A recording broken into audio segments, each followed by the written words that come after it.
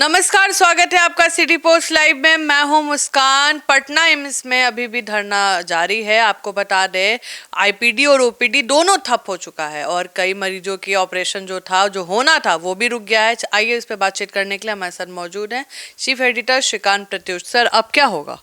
देखिए, पटना एम्स में क्या हुआ था आपको पता ही है कि चेतन आनंद के साथ, उनकी पत्नी के साथ मारपीट की घटना हुई थी। जैसा कि चेतन आनंद ने एफआईआर दर्ज करवाया है।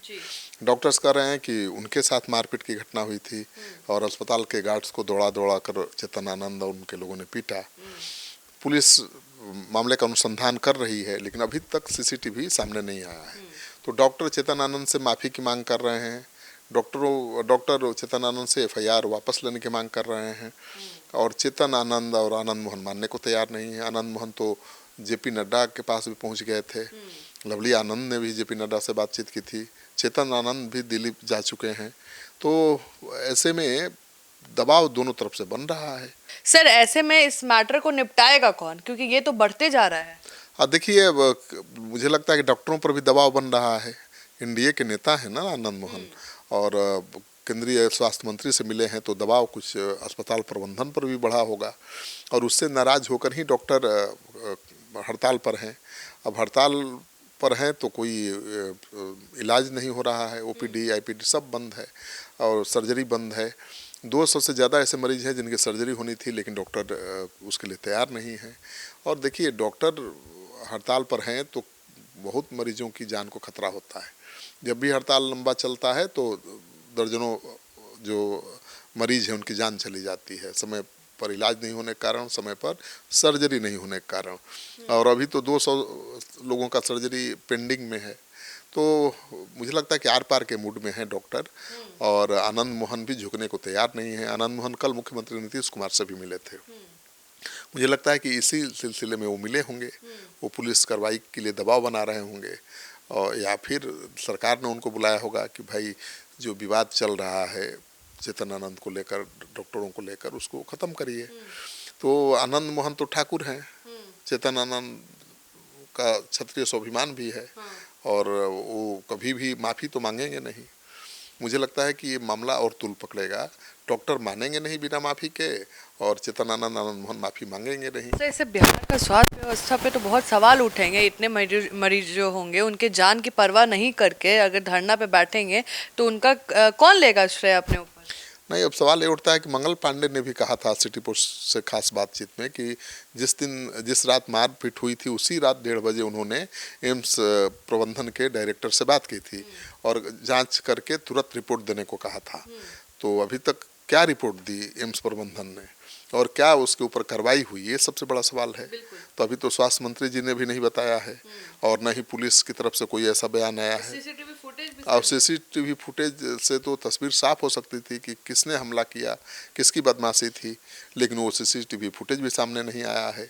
तो अब तो सैकड़ों मरीजों की जान दांव पर लगी है, और धीरे धीरे ये आंदोलन और बड़ा होता जा रहा है।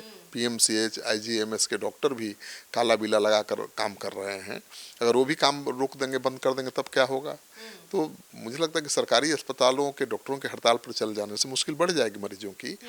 तो सरकार को खुद हस्तक्षेप करना चाहिए अपने स्तर पर। मुझे लगता है कि उसी सिलसिले में आनंद मोहन ने सीएम से मुलाकात की होगी, लेकिन मुलाकात पे क्या तय हुआ कुछ पता नहीं चल रहा है। आनंद मोहन के घर भी मैं गया था आज, वो घर पर नहीं थे, चेतन आनंद भी नहीं है।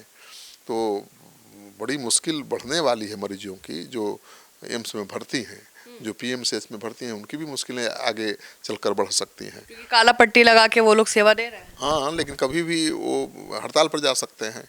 और डॉक्टर तो कह रहे हैं कि भाई, जब तक हमको सुरक्षा नहीं मिलेगी तब तक हम काम पर नहीं लौटेंगे, जब तक चेतन आनंद माफ़ी नहीं मांगे तब तक हम काम नहीं शुरू करेंगे। और एफआईआर को भी वापस लेने की बात कर रहे हैं। तो चेतन आनंद तो माफ़ी मांगने से रहे।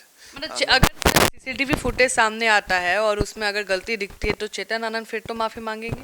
अब पता नहीं चेतन आनंद माफ़ी मांगेंगे कि नहीं मांगेंगे, तो चेतन आनंद जानते होंगे। चेतन आनंद के बारे में मैं कैसे बता सकता हूँ, लेकिन जो स्वभाव है, जो उनका अकड़ है, मुझे नहीं लगता है कि वो माफ़ी मांगेंगे। और हवाई जहाज़ में तो बड़ी बड़ी बातें की थी कि बहुत जम के धुलाई की थी अस्पताल कर्मियों की, भागने के लिए जगह कम पड़ गई थी। अब किस मुंह से माफ़ी मांगेंगे? एक तरफ आपने क्षत्रिय स्वाभिमान का बखान किया और दूसरी तरफ माफ़ी मांगेंगे तो आपकी स्थिति कमज़ोर होगी। तो मुझे नहीं लगता है कि आनंद मोहन और चेतनानंद माफ़ी मांगने वाले नेताओं में हैं, नहीं मांगेंगे माफ़ी। और हो सकता है कि अब देखिए क्या होगा।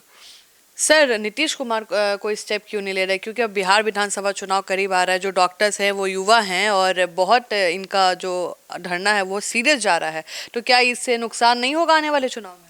नहीं, नीतीश कुमार जरूर बातचीत कर रहे होंगे, तभी तो आनंद मोहन को बुलाया था। आनंद मोहन से क्या बातचीत हुई, क्या फैसला हुआ, ये नहीं चला है, लेकिन बातचीत तो चल रही है। और मुझे लगता है कि बहुत जल्द सच्चाई सामने आएगी कि किसने गलती की थी, किसकी गलती थी, और उसके बाद ही तय हो पाएगा कि आगे की कार्रवाई क्या हो।